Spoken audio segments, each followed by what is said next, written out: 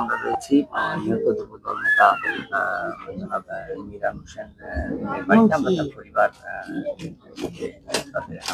দুটো পরিবার। আমার এখন ডাল ছিল সে, আমার এখন সবকিছু চালাতো সে। এখন আমার এখন উপার্জনের টাকা নাই। আমরা এখন নিরাপত্তা আছি যাতে আমার মেয়েরা লেখাপড়া করতে পারে, পথে ঘাটে বেরোতে পারে। ওরা আবার হামলা করবে। আপনারা তো আছেন, এখন এখন নাই, এখন নাই, কিন্তু আমরা সবসময় আপনার আতঙ্ক থাকবো। এটা এই রাত হলেই কোনো মানুষজন নাই, অন্ধকার মরুভূমির মতন। এখন আমরা চাচ্ছি আমাদের নেই, আমার সন্তান লেখাপড়া করবে সে তারই নেই। চাচারা ছিল, সে চাচারাও তা থাকতে দিল না, সহ্য হলো না। তিন অধম দুনিয়ার অত্রা যে এরকম তাকে একটু মর্যাদা নাই। আমরা দুটো ফ্যামিলি, আমরা কিভাবে বাঁচবো, কিভাবে করবো, কিভাবে খাবো, আমরা কিভাবে চলবো, আমাকে সেই নাই। আপনি কি হন? আপনার ভাবি? হ্যাঁ, আমি মিরানের ভাবি। হ্যাঁ, মিরানের ভাবি। আমরা বিচার চাই, তার শাস্তি হোক, সাজা হোক। আমরা আমার ভাই যেরকম মারেছে, চোখের পানি 300 ঝরাইছে, ওরকম তাকে ধরবি, যাতে ফাঁসি হয়। তার আগে যাতে ফাঁসি হয় সেটি আমরা চাচ্ছি। আর আমাদের নিরাপত্তার কারণ ওরা হামলা সবসময় করতে পারে। আমার মেয়েরও মারার চিন্তা করেছে ওরা। ওর কাকু বলেছে, বলে তুমি সাবধানে থাকবা। যারা ঘরের মধ্যে তালা দিয়ে রয়েছে আজকে 8টা দিন, ওরা কোনো সময় জন্য আমার এই বাড়ি আমরা এরকম করতেছি, ওরা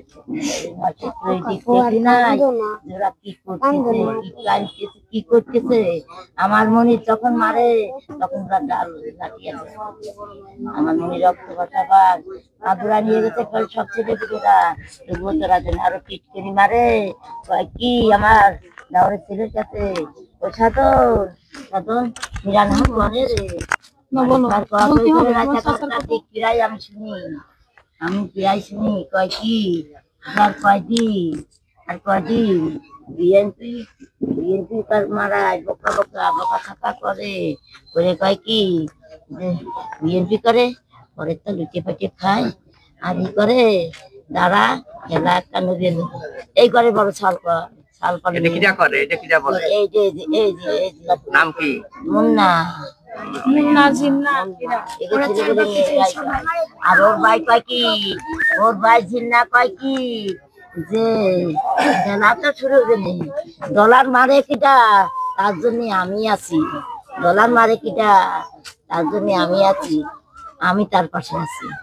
তারপরে এই পারিবারিক একটু এই সমস্যা মসজিদ নিয়ে হওয়ার পরে তারপরে আমার মনে পরে আবার মসজিদ নিয়ে হয়েছে, হওয়ার পরে লোকে মাহফিল হয়েছে, সেই মাহফিল নিয়ে এইটার পরের থেকেই যেমন মনে আপনি কি এখন নিরাপত্তায় কি ভুগছেন? হ্যাঁ, আমি নিরাপত্তায় থাকতে চাই।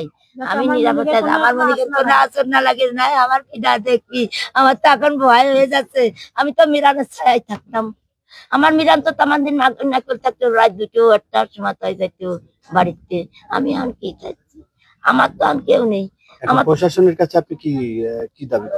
প্রশাসনের কাছে আমি এই দাবি করবো যে আমি বিচার চাই, আমার খুনির বদলে আমি খুন চাই। আমি চাই যে আমার কল যে এই রত্ন যারা নিল তারা তাকে মানব এরকম একটু হাজারি করুক। কেমন লাগে কলিজার টুকরো হারানোর বেদনা, কেমন লাগে, আমি তো সেটাই চাই। আমার যে ডালটা, আমি যে আল্লাহর কাছেও করছি, আপনাদের কাছেও করছি, আমার যে ডাল ছিল সে ডাল আমার ভেঙে গেছে। স্বামী নেই, সন্তান নেই, আমার দুটো সন্তান আর একটা সন্তান আছে মরা। আপনার ওটা দেখবেন তার আর আল্লাহ কবকে মারছে করে। দর্শক, আমরা এসে উপস্থিত আছেন সাবেক কেন্দ্রীয় সাধারণ সম্পাদক বাড়িতে আমরা আমরা তার কাছ থেকে এই মুহূর্তে তার প্রেক্ষাপটে পরিবারের আপনি পরিস্থিতিটা কি হয়েছে, কি অবস্থা এখন? এখন আমরা তার ভিতরে একটা কথা বলি, তার পরিবার আমাদেরকে জানিয়েছে যে তারা নিরাপত্তায় আসলে ভুগছেন।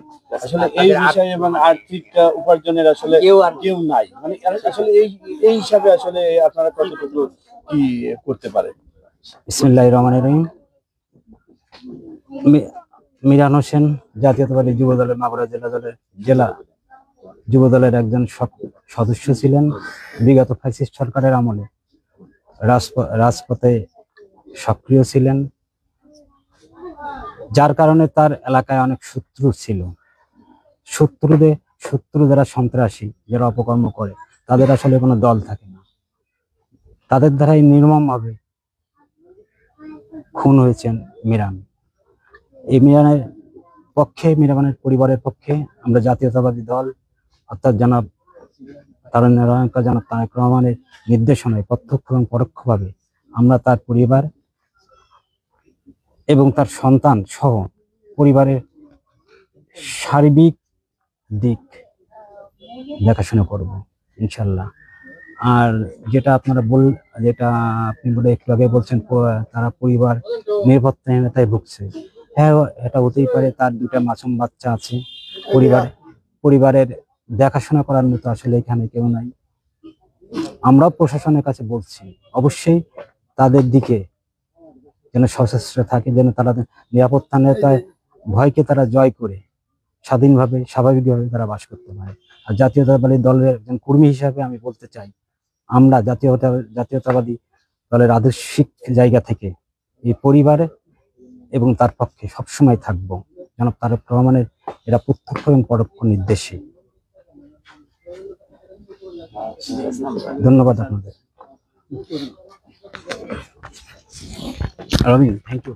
দর্শক, আপনারা আসলে যেমনটা শুনলেন যে হ্যাঁ কে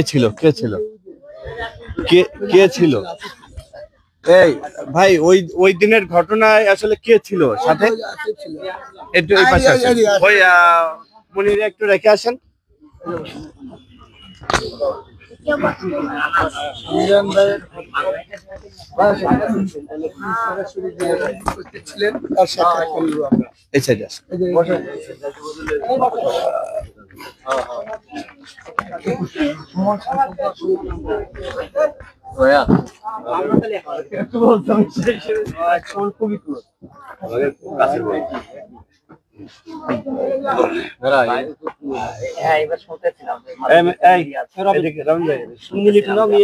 আপনার নাম?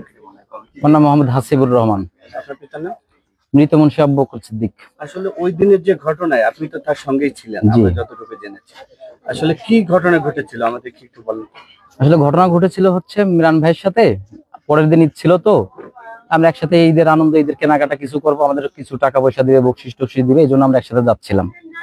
এর ভিতরে আমাদের এই সাইডে একটা লোক রবিউল ইসলাম রবু নাম, উনি হচ্ছে একটা ব্যাক সাউন্ড করে বসছিল না বিএনপি কে নিয়ে, আগেও কয়েকবার ব্যাক সাউন্ড করছিল, তো এটা প্রোটেস্ট করছিল।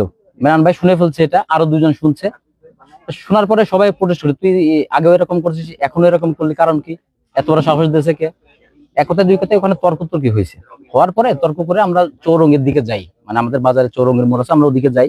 আসলে ওই স্থানটা কি? চৌরঙ্গের মোড়, হ্যাঁ নাকুল বাজার চৌরঙ্গের মোড়ের দিকে যাই আমরা, নাকুল কাঠপট্টির থেকে। তো তখন যাওয়ার পথে আমরা যখন চৌরঙ্গের মোড়ে যাওয়ার 10-15 গজ আগে থাকতেই ভাইয়ের উপরে আক্রমণ, একসাথে যাচ্ছি, ভাইয়ের উপরে আক্রমণ চালাই। ওই সাইডে আছে আপনার ধলা নামে একজন আছে, ওনার বড় ছেলে ইকবল নাম। তো উনি ভাইয়ের উপরে আক্রমণ যখন চালায়, আমরা তখন উনি যে একটা কাঠ দিয়ে আক্রমণ করে, আমরা ওই কাঠটা ধরে ফেলি। ধরার পরে আমাদের সাথে যারা ছিল ভাইকে বাঁচানোর জন্য সবাই ওনার উপরে ঝাঁপিয়ে পড়ি আমরা। কতজন ছিল আসলে আনুমানিক আমাদের সাথে? আপনারা কতজন? আমাদের সাথে 10-15 জন ছিল। আর প্রতিপক্ষ যারা ছিল? প্রতিপক্ষের সাথে অনেকেই ছিল, কিন্তু সবাই সাইড দিয়েছিল, সাজানো ছিল।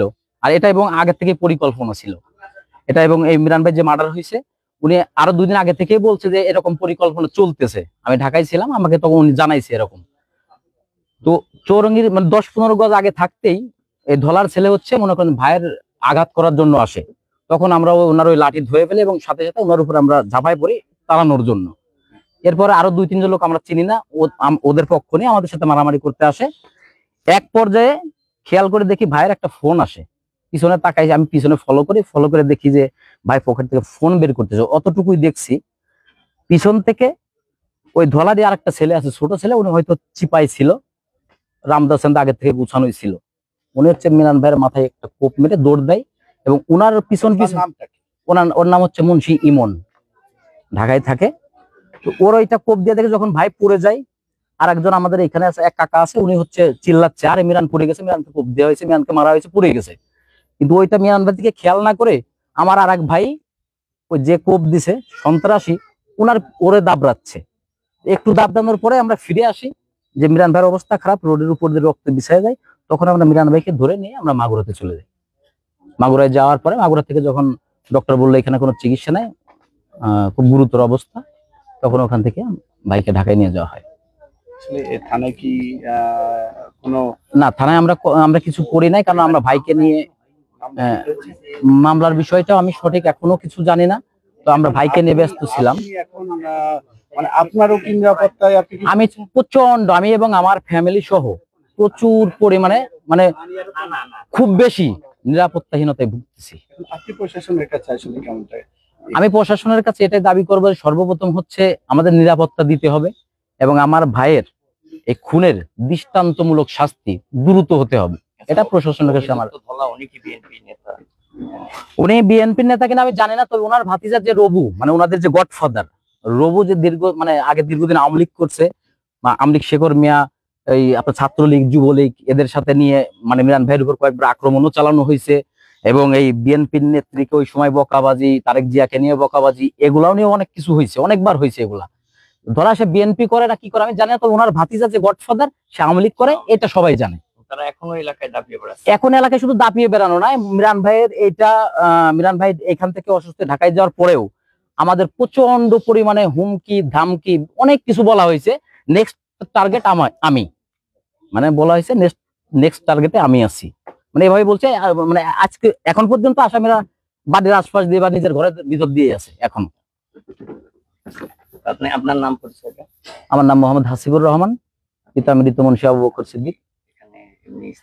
আমি এখানের স্থানীয়, আমি ঢাকাতে থাকি, ঢাকাতে ছোটখাটো বিজনেস করি।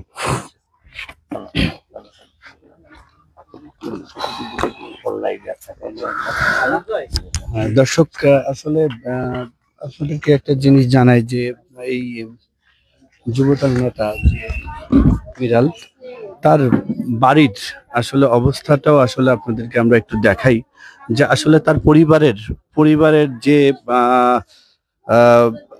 8 সদস্যর আসলে 7 থেকে 8 সদস্যর আসলে তার পরিবারের লোক সংখ্যা, আসলে উপার্জন করার মতন শুধু তিনিই ছিলেন। আমরা যতটুকু তার পরিবারের থেকে আসলে শুনেছি, তার পরিবারের থেকে যতটুকু শুনেছি, আসলে উপার্জন করার মতন একমাত্র তিনিই ছিলেন।